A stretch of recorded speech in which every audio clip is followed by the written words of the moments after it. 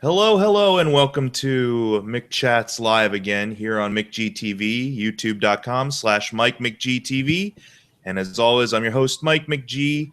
And today's McChats kind of focuses, it's kind of half McChats, half of a review on a certain Netflix phenomena that's been, taking media and taking viewership by storm in the past couple of weeks or past week or so.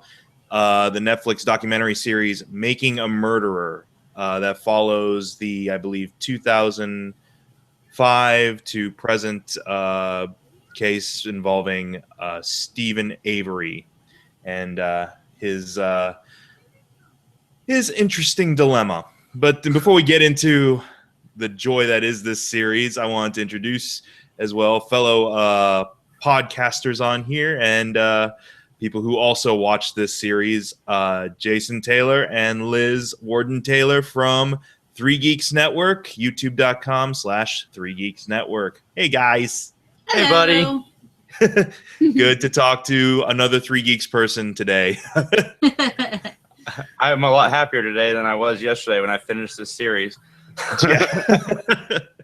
So yeah, let's talk. I mean, so this is an actual, it's not a drama, it's not a dramatization or anything like True Detective or anything like that. It's an actual documentary series that chronicles the story of Stephen Avery from, how do you say it, Manitowoc County, Wisconsin. Yeah. And kind of his tumultuous history with law enforcement in that area to begin with, but also about his most recent conviction of murder, which was kind of got a lot of attention and got a lot of media frenzy around it because of the fact that he started out actually going to jail for 18 years and being wrongfully convicted of sexually assaulting a woman back in 1985, and then was released in early 2000s, I believe 2000, was it 2?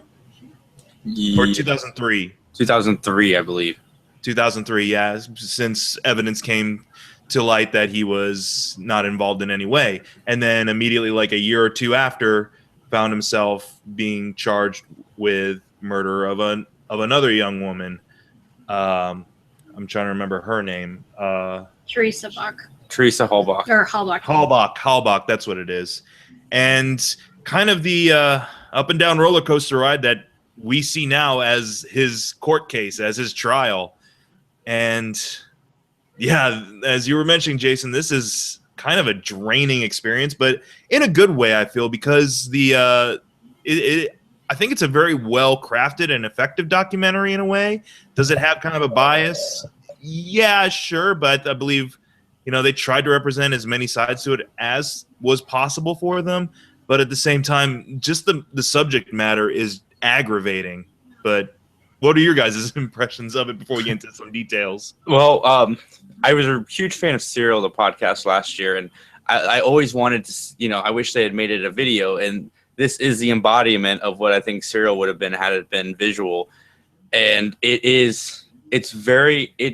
pulls you into the story, what, good or bad. It makes you want to keep watching. It makes you want to kind of see how it ends, because there's a lot of messed up stuff. And like you said, sure, it could be swayed a little bit, but I mean, even if like half of it isn't swayed, it's pretty crazy, some of the stuff. And we'll get into that in a second, Liz.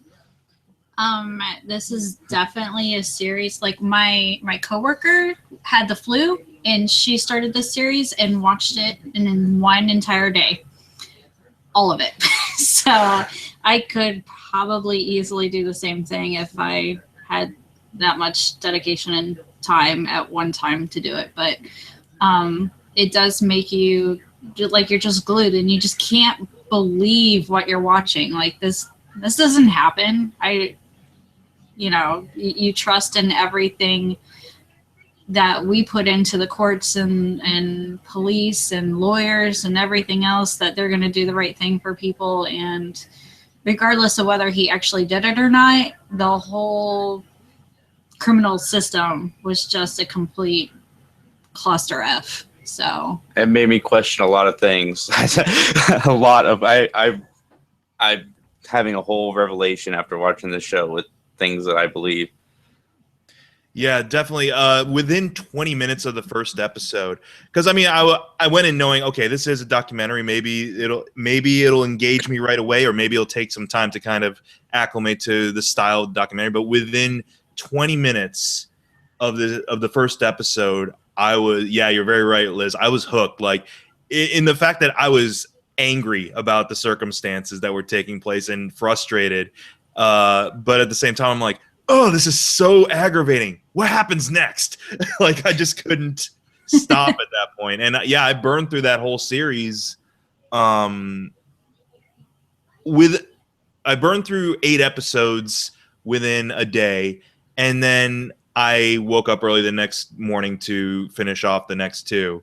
And because it is kind of an endurance thing, because around 8, I was like, okay, I'm done for today. I can't do anymore. I need to go do something else and everything like that. But what you also mentioned too about like whether or not he did do it, it does clearly demonstrate either, and I don't know what to make of it either, is like if it's the profound ineptitude of some law enforcement divisions out there or the corruption. Like you're not sure exactly what it is in a way. Sometimes you feel like you're leaning more towards corruption. Other times you feel like, man, do these people not know how to do their jobs correctly? And right. Like this obviously happened in a smaller town. With the same situation happen in a town such as New York or Columbus, like no, probably. I mean, not that there's not corrupt anyone in these cities, but I don't think it would have been quite to such an extreme for this person if it was in another area than the I can't say the word rural area that he was living in. It didn't even move after the first time. I would have moved.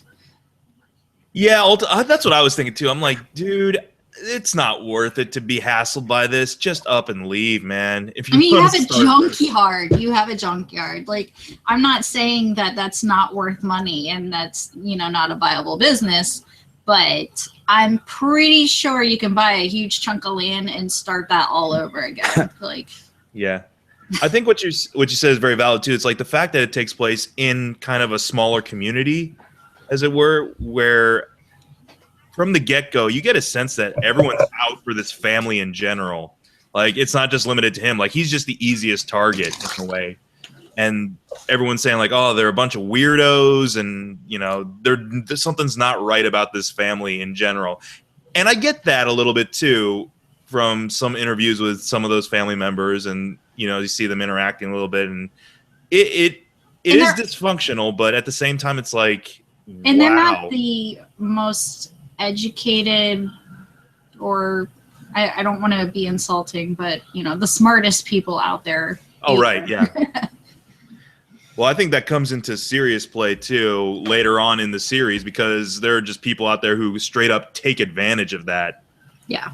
And yeah, so I know there was plenty of times during episodes that I found myself kind of yelling at the screen. Like, I was kind of embarrassed because I was actually like screaming during this show. I dropped a few F-bombs. I was like, what the heck? Well, what would you guys say was your most like outlandish moment where you're like, oh, come on? When they're talking about the car and he has a cut on his finger and they're saying that he got blood in the car, but there's no fingerprints like in the car at all. If he had to have been wearing gloves if there was no fingerprints. So then how did the blood from the cut on his finger end up in the car like they said it was? Sporadically all over it. That was one thing that got me. And the police and the whole Brandon situation. The whole Brandon situation is the one that got to me the most. Every time they brought up this kid, you just saw him getting screwed over more and more and more and more and more. And like I said, we don't know if they're innocent or guilty. It's just the way they handled Brandon especially just seems extremely shady. Like, his lawyer worked with the prosecutor's investigator that just his first defender. Yeah, and they wouldn't even let him fire the lawyer the first time. It took him a couple tries. I was like, geez. Me personally, I think when the police were supposed to not be involved with the investigation, or not necessarily not be involved, but they were supposed to be babysat, while they were looking, quote unquote, for evidence. And the fact that they kept going back like day after day and then months later, like when they don't even need to be there. And I'm like, do these people have nothing else to do with their lives than just pick around and plant evidence? Like the WTF situation for me is when they went through that whole garage and there was like nothing, and then a few months later there's bullet shells and everything else. Like that's a load of horse donkey. Not like the key in the middle of everything, and they didn't find it until the sixth try. Yeah, it just magically appeared. And again, it's that balance of like, okay, there's something fishy definitely going on if you've gone through that house several times already, and all of a sudden that pops up out of nowhere. But then also, again, like the sheer kind of stupidity that is inherent in this whole thing. Like the fact that these other jurisdictions didn't know well ahead, like, hey, guess what? These cops were deposed just a couple of months ago or whatever, in a case related to, one of the, at the time, like he's technically just a witness at that time and everything like that. And now you're letting these cops who are being deposed in a separate lawsuit against him onto his premises, with free reign. Yeah, sure, they're supposed to be supervised, but no one's really watching what they're doing or watching where they go, really, from the sound of the testimony provided in the trial.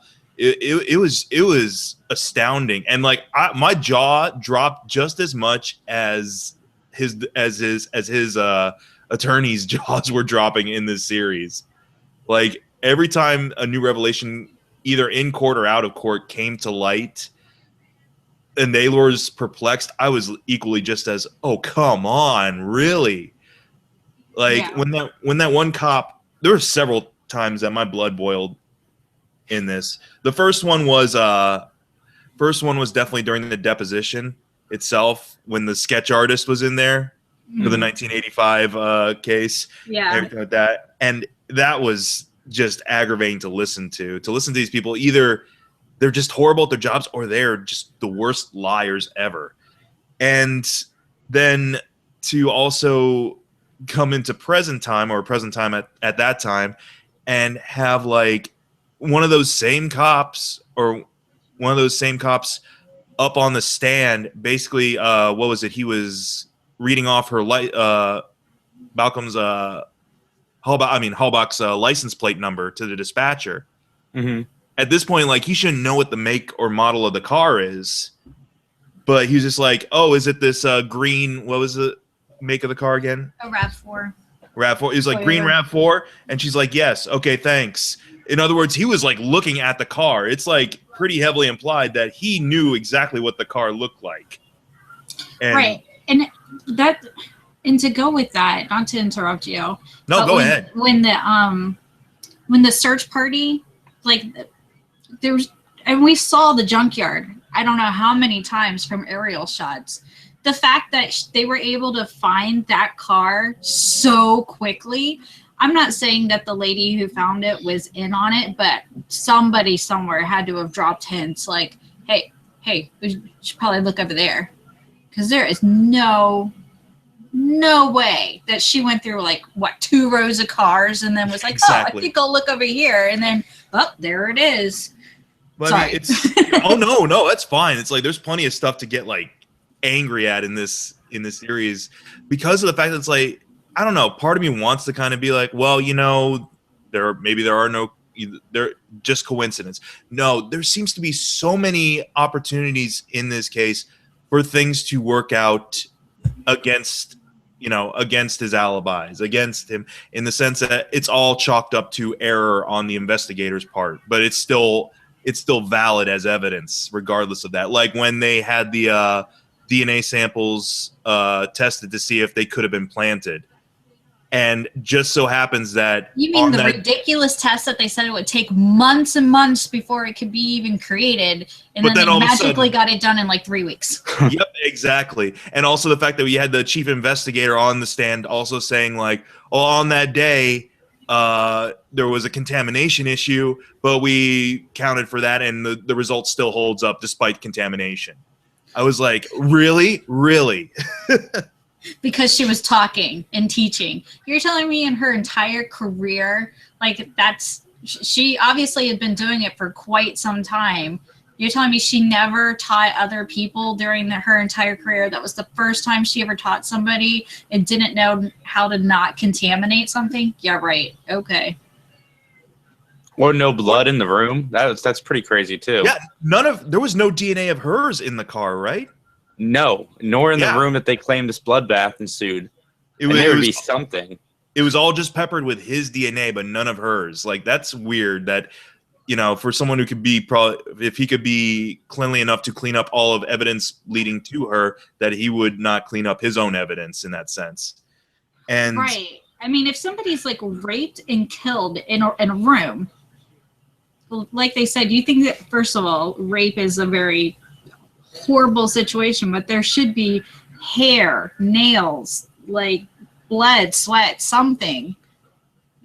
Otherwise, that was the cleanest damn rape in the existence of the world.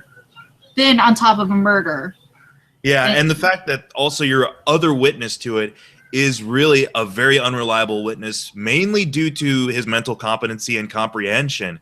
Like, yeah, the way you were mentioning his Brandon's story kept changing because he was being swayed by investigators leading questions in a way. Like, I don't know how you can watch those videotapes and not see that he's being led to some kind of foregone conclusion.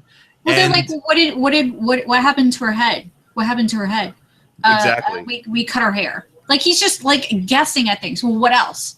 What else? Okay, we're just gonna flat out ask you, who shot her? It's like, okay, you know what? The kid had no clue. Like, oh my god. And also, well, I mean, that's the thing. Yeah, the kid had no clue. Like, I doubt he would even understand the gravity of his predicament at that point. Like, and you hear though, and the amount of I guess, what would you call it? Candidness of those conversations, like. The fact that you have phone conversations between him and his mother, who it sounds like she was purposely being kept out of the loop with regards to when the cops were seeing her son. Oh my God, I'd be so pissed. As a mom, no. Yeah. It just wouldn't happen. But like, you hear those conversations between the two of them, and in his voice, either he's emotionally, mentally stunted like that he just has no grasp, or he is a psychopath and just doesn't care. Like, I mean, either could be feasible, but you hear there's like no comprehension of, holy crap, this is a murder. Right, the poor kid wanted to go back to sixth period to turn in a project. Like, he had no comprehensive. He's asking about taping. He's asking about taping WrestleMania. Yes. For him while he's in prison. I'm like, oh my God, why do they think this is a key witness? It's like, oh man, that made me so mad when his appeal, because they kept saying, well, you told us this, you told us that. No, he didn't tell you guys anything. He just said yes and no a lot. He didn't actually come out with anything in that, and his lawyer tricking him into going back to the jail, calling his mom, and confessing to his mom. That was messed up too. Yeah, and like you feel sorry for a couple of people in the. I mean, here's the whole thing too: is that like, I feel that the series does kind of lead you to want to empathize more with the Averys, with their predicament more so. And that might be because maybe it was created with an intended bias towards that, or I think they did try to reach out to the prosecution side. The show creators did try to reach out to the prosecution side, but they refused to comment. And at the end of the series, when you find out what's happened to some of the prosecution, you know what? Maybe there's a good reason why too. Yeah. You know, and the other person who really made me mad during this whole thing was the stupid brother of Teresa Halbach. Because he's like, yep, this is him. This is him. Yeah. You know what? Most of the people who are killed by somebody they know. So you're telling me it's not the ex-boyfriend? And what's up with the brother deleting the damn cell phone messages? Well, you're yeah. that's not suspicious? It's implied, yes, someone had access to those files or to those messages and deleted that history. That you saw my Facebook post about that. Like, here's the thing: if Facebook ever decides to do another, like, hey, celebrate, we're celebrating this many years on Facebook, we're going to show you most popular posts, and that's going to be one of them probably, because of the fact, like, everyone was like, I know, right? They didn't clear the ex-boyfriend, they didn't clear the roommate, those people who rapidly knew right away, like, what was up before even the family did, and they let those people wander around through the crime scene too to help with the search, but they had never been cleared as suspects. And like you said, yeah, because people who are intimately close or have intimate knowledge of the missing person are oftentimes the first people to be questioned. Right, but none of that happened. Wasn't it? And correct me if I'm wrong, but wasn't it the brother who was like, "Hey, we should go check out the junkyard," and gave him like a flashlight or whatever, right? I believe so. I believe that, like, yeah, at that point, like, a lot of the family, had agreed with that, and the ex-boyfriend and the roommate, they were spearheading the search parties, essentially. Yeah, which, I mean, don't get me wrong. I mean, if Jason disappeared, I mean, I would be leaving everything like that I humanly could, but at the same time, too, if Jason disappeared, sorry, Jason, we're not planning anything or anything like that. But check Max's house first. But yeah, if Jason or if someone of importance to us in our family would disappear, the first thing would happen would be that we would be brought in first. We would be the ones questioned first about our whereabouts, about their whereabouts. At that point, just so that we, if anything, to set up a timetable, right, of events, let alone, to say, like, okay, well, you're not a suspect. Yeah, and then they kept saying that Brendan was the last person to see Teresa alive. How does anyone know that? The only person who knows that is Teresa. She knows who's the last person who saw it. So she could have gotten her car, drove off, and then, whatever happened to her. But Brendan's the last one who saw her. Brendan's side of the Avery family didn't help things out a lot at all. Like, his brother's whole testimony was just a shot in the foot for them too. And the fact that, what was it, his stepdad too was even saying, like, yeah, I don't like the Averys. Yeah, they're, oh my god. And then the 15-year-old cousin that was lying. I told Jason, because we were talking about this, and I was like, she lied because that's getting her attention. Like, it's a small community. She's 15 years old. Everybody's talking about it. Probably nobody talked to her before. I mean, not that I'm just making assumptions here, but she probably wasn't like the most popular kid. And now everyone's wanting to talk to her and be like, oh my God, what's going on? What did you hear? What did you see? And then she's like, oh, I'll just start spitting stuff off because people are paying attention to me. And then they act like in court, like, why did you lie? Really? A teenager lied and you're shocked? Come on. Mm-hmm. Well, that's why, I hesitate to say, like, to presume innocence on their part. If anything, it's just the whole thing was mishandled from all sides, I feel, because of the fact that, like, yeah, with this small community and with that, I guess, unusual a family, there's gonna be drastic mistakes. Like, you hit it on the nail right away at the beginning of this. Like, he should have just left town after the first thing. Like, I wouldn't want, if I was innocent of it, cleared of a crime like that, and had a rough time with law enforcement and jail for 18 years, I wouldn't want anything to do with that town anymore. But that's just me. I mean, well, isn't that the one sheriff guy like his brother-in-law or something like that. Yes. Yeah, Yes. so Yes. That's definitely leave. Like, he's not going to make your life any more easier. I mean, I think murder is an extreme, but I'm sure like every traffic light you rolled through a yellow, you're going to get a ticket. And every time you're doing 26 and a 25, you're going to get a ticket. Like, why would you want to have that hassle in your life?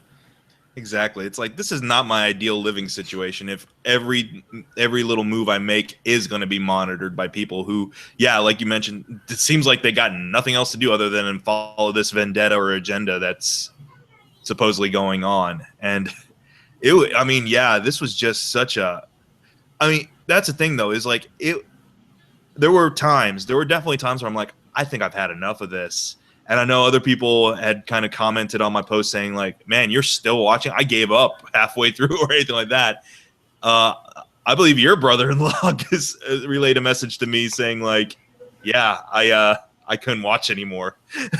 And I'm just like, because it's almost like there is a point, I would say probably towards the middle, where they're almost like talking in circles and just recapping a lot of stuff. And me personally, I was feeling like I was getting more retarded by the minute by sitting there and just staring at it, because it just seemed like so much common sense was thrown out the window. Mm-hmm. But I mean, once you got through that, then it like got back on track, and then you're like, oh my god. I will say they knew how to pace this series though, because like when I thought I was exhausted enough, then of course at the very end of an episode, it's like the Flash almost in that sense. Like the last minute of the episode has some big cliffhanger coming up. I'm just like, oh, now I gotta watch the next one. Come on. Yeah, definitely. Like, the one where they found like the blood sample from what was it? From the first jail case. Yeah, had been tampered with, and the seal had been broken, and then it looked like someone had punctured it to draw blood. Like they left an episode on that. I'm like, oh my god, I gotta watch the next one. There was a moment where I'm like, Liz, we have to take a break from this. And I think you commented on my post where I'm like, taking a break, watching something else. I think we were off it for 10 minutes, and then we went back because I needed to know. And it might have been that episode that we had decided to take a break after, was when they found the blood sample. I want to bring this up here because I was just reading through a little bit. Like, there was kind of a response from the prosecution about, being involved in this series or being involved in the documentary. The Ken Kratz, the district attorney who was prosecuting, claims that he had never been approached to give his side of it, even though, and he said that like they denied him an opportunity for an interview, but the documentary makers say like, nope, that's a lie. Like we wanted to try to get as many sides as possible, but of course, when we know what happens to Ken Kratz at the end of this, I feel like I can lean more towards their side of things or their perspective on it than his. They seem a little bit more reliable. Ken Kratz was the one who liked hookers, right? Yeah, I was gonna say, are we talking about the sexting pervaholic? Yeah. Yep, he was the one. Yeah, he was the one who's like, I am the prosecutor, or he's like, I am the district attorney. I'm important. You will submit to me, or something like that. Like, I think it was like, he's the prize to be won. He's the one with the $350,000 house. Get a married man. Oh my god, that's the prize. That made me laugh because he said something where he's like, now my entire reputation is down the toilet over something like this. And it's like, of course it is. You're an idiot. Yeah. Yeah. What else did it say? The filmmakers have asserted that they gave prosecutors an opportunity to answer questions and said that he refused invitations to be interviewed. I'm sure he did. I would too if I was him. Yeah. Because like we said, I mean, I'm not saying he's innocent. I have doubts that he's actually guilty. I don't think that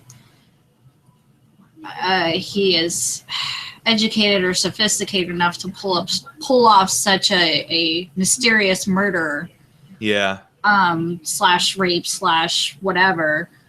I can't say wholeheartedly that I think I am more on the innocent side than I am on the guilty side. But like, if I was in the jury, I would have enough doubts in my mind that I wouldn't be able to prosecute him. It's funny you mentioned that because of the fact that like there was conflict in the jury, as we found out that. Oh, the 7 people who thought he was innocent, and the what was it, like 3 that thought he was guilty, or that were on the fence. Yeah. And 2, well, 1 left because 1 had to be changed out due to family emergency. But it was just like, yeah, like it was just a circuit. It was a freak show of a trial, not in regards to that, but just like you can't believe like this many things just go completely round the bend and wrong in one trial. Right. With regards to handling evidence, with regards to, getting stories straight, getting testimonies, straight for either your prosecution or your defense, to, right down to the jurors just being almost split down the middle about it in a way. But, here we go. Some other stuff. Of course, like the Halbach family, their response to this series, they're like, I can understand that a little bit, like, being sensitive to the fact that like you're glorifying our family members' murder. I can kind of get that response to the series. Oh, to Hollenbach's. Yeah, well, because I think it's, as far as I'm concerned, it's an unsolved murder. Like, let's say he did do it. What the heck was his motive? Where did that come from? Like he was happy, he was living his life, he was doing his own things. Like there was no reason for him to like quote unquote like snap and go off the deep end and do something like that and then go about his life like nothing happened. Like I don't see that. Yeah. Well, I mean, I mean, so what leaves me messed up, like emotionally or whatever, is what really happened to her is what really bothers me. Like what's going on with Steven and Brendan, that's like a whole nother story. But what really happened to her, it's like, what really happened to her? Was she pulled out? Like, did a cop pull her off to the side? Like, hey, your taillight's out. And then did they actually commit the murder just to frame Avery? Yeah. That way they don't have to pay out like $1 billion or whatever. I don't want to I don't want to. I don't want to implicate that. I don't know if it, who can say if it was like that in depth of a conspiracy, but you do just get this sense that you feel like a lot of the investigation, a lot of coming up with evidence and efforts were done maybe not so much to make all evidence point towards him in a way. So, I mean, kind of framing up it in the sense like to plant that doubt that he is thoroughly guilty into their minds from the get-go by, perhaps planting evidence and things like that. So, yeah, I guess it is framing, but I wanted to share this too because this is kind of interesting, I guess. A response by Jody. I love how they say Jody. I'm sorry, with their little Wisconsin accents. Jody. Well, how'd they say Jody? Jody. But lose Jody. Sorry. She said. So throughout the first half of the documentary, when she's actually there, she's defending him. Apparently, she went on Nancy Grace this month in response to it, and says she believes Avery killed Halbach, and says, I believe this because he threatened to kill me and my family and a friend of mine. And but it's once again, it's like, is she saying that to get it? Like right now, the spotlight's on her. Is she saying that to get attention? People start talking to her, or is that an actual like? Why didn't she say something before? Why didn't she act like she was afraid of it? Like most abused women who are in abused relationships, will defend their abuser. Mm-hmm. But he was put away in jail. She had a restraining order not to go near him or whatever with her parole officer, which she continually broke and kept putting her back in jail. That is not the actions of someone who fears for their lives or their friends' lives or whatever by this man. She said she continues a little bit. Says that Avery forced her to lie to Netflix producers, threatening that if she did not otherwise, she would pay for it, and that at one time he had said all I'm gonna keep it clean, I guess. All B people owe him because the one that sent him to prison the first time and that he could do whatever he wanted. I I don't know if that's a legit thing or if that's made for the sake of. Here's the whole deal. I don't know how much stock I put in Nancy Grace to begin with. So I don't know if that's an actual factual statement or if it's for the sake of sensationalism like that. But well, once again, he's in jail. Like, he's not the gang leader of some, like, Crips and Blood. He's not part of the mafia. He's... Yeah, well, I mean, at most he's going to, sick his sad, depressed-looking mother on her. Like, the poor mother. I feel the worst for her, I think, like, for living people, obviously, not, Teresa Halbach's family. Of course, I feel horrible for them. But in the Avery family, the mom of Brendan / his sister and the grandma and the dad, I feel the worst for them because they're just like, they're there, they're dedicated, they're trying to keep their spirits lifted, and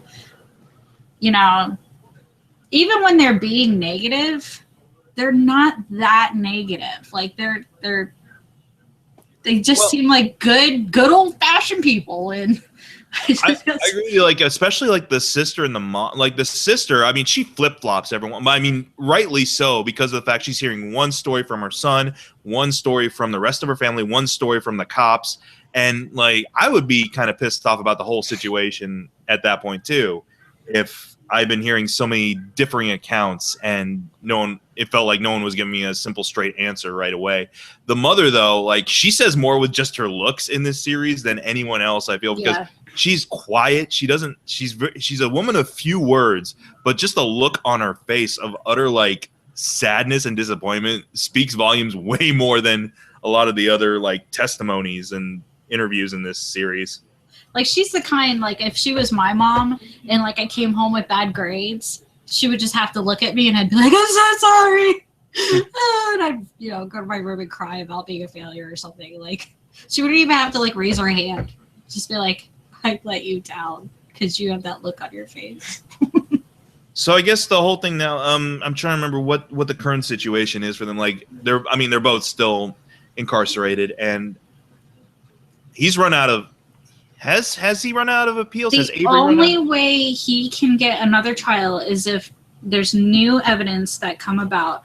And I told Jason last night, I said, now that this has been televised and this has, like, been brought up again and people are watching it and talking about it, I said, I bet you within 5 years, within 2 years, there's going to be some magical new evidence, one way or the other, that's going to bring this trial back to life. Already, yeah, you were mentioning today, Jason, that, like, there was already some people had done some sleuthing due to this series and had come up with possible evidence or possible. Well, I mean, there's such a big gathering of people who are interested in murders and solving mysteries that, not that it's a game, but I mean, there's going to be so many people out there who are going to be like, oh my gosh, I'm going to start, like you said, digging into it, see what we can find. I guarantee you people are going to start bringing stuff forward one way or the other, either that he is more hardcore guilty evidence or the other way of stuff was planted or done wrong.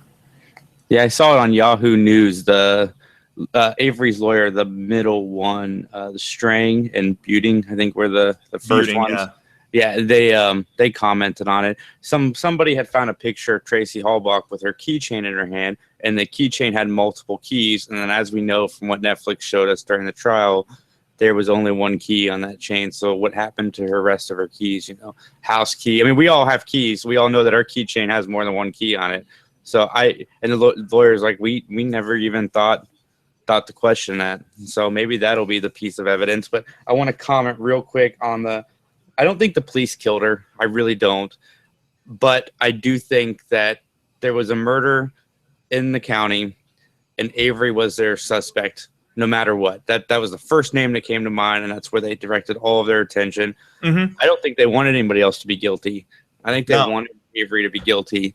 Whether he was or not, is another story. But yeah, that's what I was kind of trying to explain a little bit earlier, was that I don't think this was like, okay, there's someone who's visiting him, for business purposes. Let's implicate him in another crime by framing him for her death and like going about actually carrying out her murder. I don't believe that part of it, but I do believe they took the opportunity when it presented itself with the fact that she was missing and murdered by somebody, and used their resources to kind of perhaps steer public opinion and any skepticism towards his alibi and so forth, and to very much color him in a bad light in a way. Like I feel there was a little bit of that going on, if not. I think whoever did kill her is linked to the police some way, shape, or form. Whether they were frat brothers a billion years ago or a cousin of a cousin of a cousin. I really think, I honestly think if he didn't do it and it was somebody else, I strongly believe that they are somehow tied to someone in that agency, because it just doesn't make sense. Oh, and like Chris, we were talking about it with Chris, and he was saying, like, from the time she was missing to the time that they started questioning her, like a body, her body was like burnt, bones, just literally shards of bones. Mm-hmm. That takes time. Like, that's not a 5-minute ordeal. Like, I'm just gonna burn up this body in my bonfire. Like, that, her body, to the point where it was almost completely unidentifiable. That also is one of those question marks in my brain. Like, wait a minute. Well, I mean, she went missing on Halloween of 2005. Is when they say that, when they suspect that she had disappeared officially, and then they found charred bone fragments in the salvage yard and everything like that, and charged him with the murder on November 11th. But they keep talking about this bonfire, the Halloween bonfire, the trick-or-treat bonfire.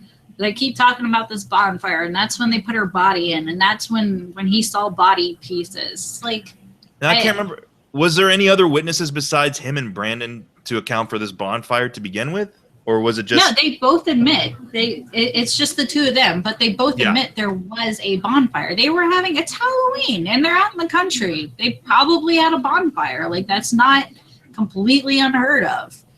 Mm-hmm.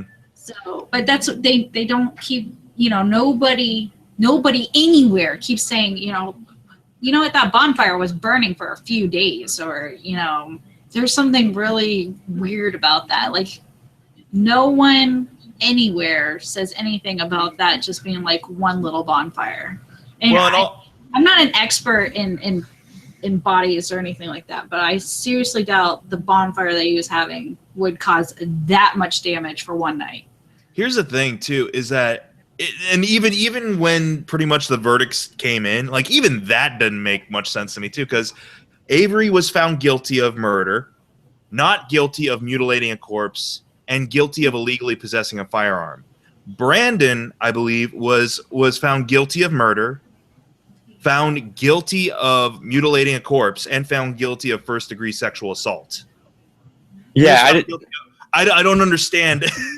Like, so my coworker had a theory on that, because we were talking about that this morning, and her theory is, and it completely makes sense, is if Avery was charged with 2 out of the 3, that gave him room for an appeal. And if the jury was so tired of deliberating it and was kind of a stalemate, and they're like, look, we'll make him guilty of 2, he'll have a chance for an appeal. We're done with it. We wash our hands. It moves on to somebody else.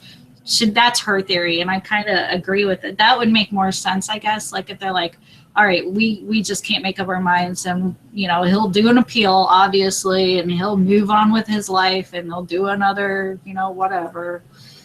Whatever. It's like, yeah, it was just such a mishandled mess from the looks of things. And it all started, with that wormy looking Christoph Waltz looking dude. Like, if they ever turn this into a movie, Christoph Waltz is playing that wormy first defender that Brandon had. Yeah. I'm calling it. Whenever he's like, draw it. Speaking of movies, after last night when I'm sitting down trying to process what I just watched, I'm thinking, when we're doing our Three Geeks podcast, and let's say that this had been a fictional movie, I think all of us would have ripped into the fact how unrealistic the trial was, and how if somebody's going to be accused of a murder, how do they not leave their city? I think we would have like plot holes and just dug into like how insane the plot was, and probably trashed the movie and gave it like a 2 out of 10. But this is crazy because it's real. Like, it's not a movie, but it's I was just thinking about that last night. Like, not even a movie would make this believable. Like, that is crazy. It reminded me of kind of a reverse version of this in a way. When Pain and Gain first came out, and I believe that was 2013, that was based off of a series of murders being done by weightlifters in Florida, apparently, and fitness trainers in Florida or not murder, but it was kidnapping, murders, extortion, that type of thing. And apparently, like, a lot of these stories were too crazy to be believable, but apparently, like, they were a lot of the scenes in Pain and Gain were rooted in some actual kind of truth. I'm not saying it's a Michael Bay movie, so I'm not saying it was very accurate to a T at all. Like, no, probably not. But like some of those facts and stories were kind of put in there and exaggerated. So this is kind of a reverse of it, where it's so crazy, but it's all fact. It's all like, there it is. You're seeing the trial actually unfold, from real actual video recordings of the trial. You're hearing actual testimony. You're hearing actual phone conversations. But it's just so insane, like, how out of this world, first off, the case is, and how just gloriously either manipulative or stupid it is to kind of come up with all this evidence and to, shape this case against him in a way. But I don't know. At the end of it, I don't know where I'd lean, honestly. I mean, I think I would want to lean more to the fact that, this was kind of a setup for him. I don't want to think that I get into too much of the, the vast conspiracy of the police force is wholly in on murdering people. Just because it's like, man, if they're this kind of, sloppy about, okay, let's just blatantly plant evidence, I don't know how well they could be about, like, keeping themselves clean of something that deplorable. But I think I seriously want to believe, because that's what happened to him in 85, was that it was someone else who assaulted this woman in 85. And I feel like even then they kind of took advantage of that situation to implicate him.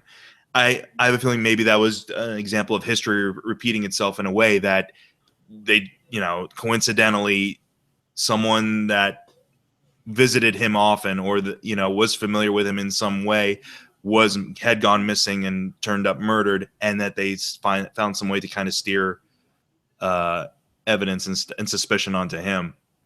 Yeah, no, I agree. I don't think the cops killed anybody personally, but if this is like I said, we don't know if he's innocent or guilty.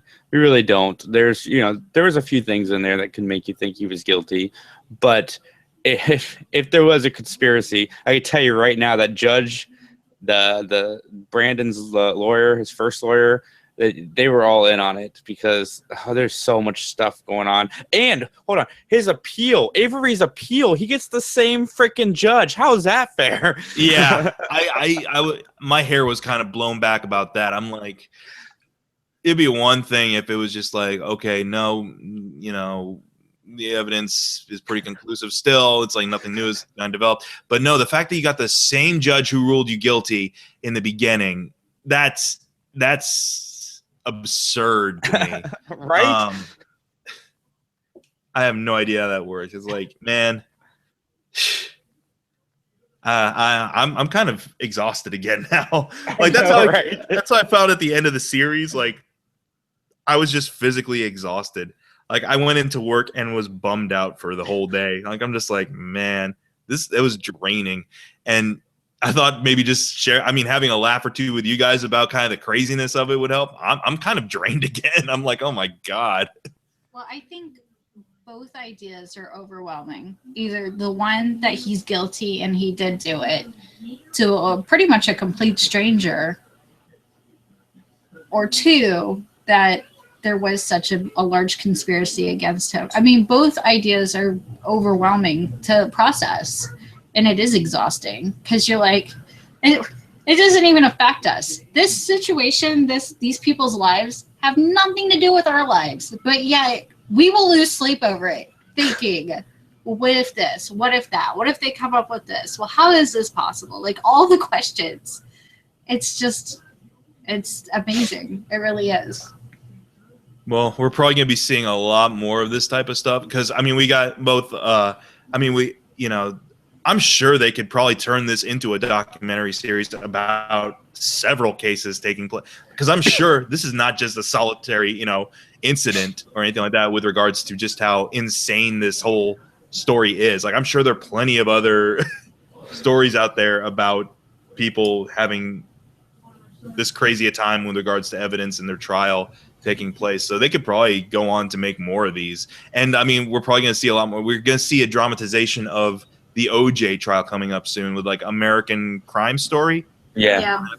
With John Travolta as and Cuba Gooding Jr. as OJ. So it's just like, I don't know. It's apparently what the audiences really want these days is crime stories, either true or fabricated or dramatizations.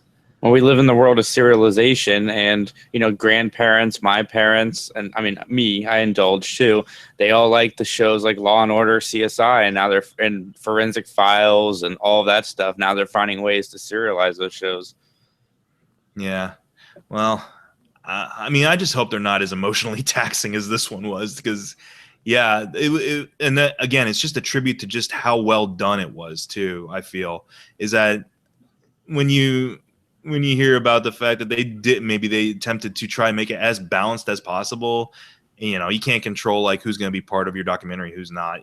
People have the right to refuse participation and so forth, and that's their prerogative. But with what they were probably given, it was very effectively done. And that's why it was so aggravating, because I think that was the intent, to get you worked up, to get you passionate about this story, regardless of where you feel the guilt or innocence should be assigned. You get worked up about this trial as much as the people who were actually involved in the trial get worked up about it. So I think it was well done, but definitely I'm not going to watch it again. That's for sure. Yeah, I'm watching it again tonight, Mike. What are you talking about? Game of Thrones. Yeah, I'd rather watch the Red Wedding. Spoiler alert. Yeah, I'd rather watch that. I'd rather watch whatever the hell Ramsey Bolton does, and he does some pretty horrible stuff. So I'd rather watch any of those atrocities than have to watch this again. Oh man, but, probably because that's all fictional. But yeah, it's like the last thing I'm gonna say is, whatever happened, let's say Avery's guilty. It didn't happen the way that it was portrayed that it would have happened. The murders, the evidence just didn't point there, and I am changed for watching this series.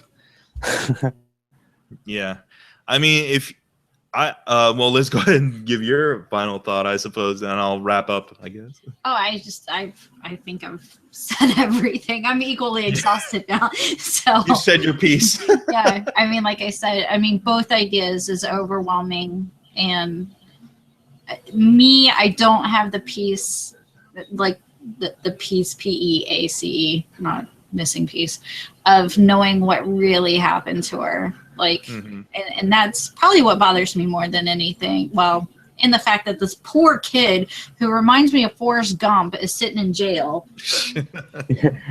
All he did was probably bring over a piece of mail and sit at his uncle's backyard, throw whatever on a bonfire. But anyways, it is overwhelming. It's a fascinating story, even though it's wrong in 1,000 different directions. You can't take your eyes off of it, and it's just hard to believe that actually happened. Like that really happened in real life. I highly recommend it to anybody who wants to watch it. I'm a door-to-door salesman, so I was watching this, knocking on people's doors, kind of bummed out because all I wanted to do was get home and finish this series so I could watch something happy again. But no, it is a good watch. Do it on a day that you don't have to work because definitely it brings you down. If you're a fan of documentaries and that type of thing, this definitely would be one to check out. Because like I mentioned before, it is very well executed as a documentary. I feel it does try to maintain a form of objectivity, but then you hear about, like I said, you hear about kind of the resistance from certain parties to not be involved, and I feel they do try to present as unbiased a picture as possible. But I mean, get ready to just get emotionally drained by it, like I said, because I think what you said is very true. The fact that there are emotionally draining TV viewing experiences and movie viewing experiences out there. But I think what can recharge us pretty quickly from those is taking into account that a majority of those are fictional, that, those don't really happen. This, I felt, had such an effect on me for a longer period of time because of the fact, like you mentioned, it could possibly be unresolved, or it doesn't leave you with a satisfying resolution like a lot of stories would. But the fact is, that's the way real life is too, is that you will have unresolved issues by the end of this viewing with regards to it. And you just got to be ready to make do with that. Yeah. But hopefully next time we all meet up about something, it'll be something a little bit more chipper. The next big Netflix thing that drops, let's talk sunshine and rainbows about that. Sure. Sounds good. I'm sure Narcos is a wonderful fairy tale compared to this. You've been listening to McChats Live here on McGTV, youtube.com/MikeMcGTV. Thanks once again to Jason and Liz for coming on and sharing their thoughts, sharing their opinions, and sharing the pain with me for this time. And check them out over at 3 Geeks Network, youtube.com/3 Geeks Network. Thank you so much, guys. No problem, buddy. Thanks. Have a good night. You too.